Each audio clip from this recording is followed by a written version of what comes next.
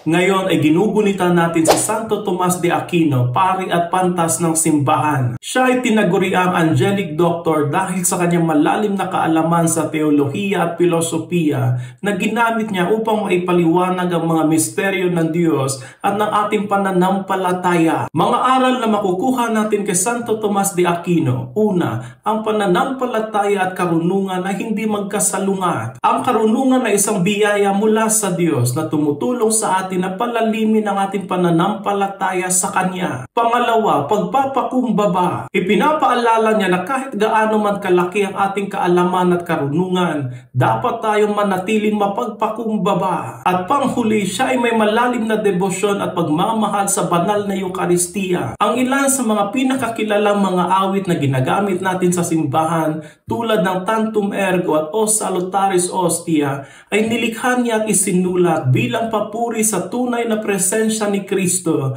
sa sakramento ng altar. Nawa kaya nating tularan si Santo Tomas de Aquino, kayang palalimin ang ating pananampalataya sa Diyos, mapagpakumbaba sa lahat, at may malalim na pagmamahal sa banal na Eucharistia. Santo Tomas de Aquino, ipanalangin mo kami.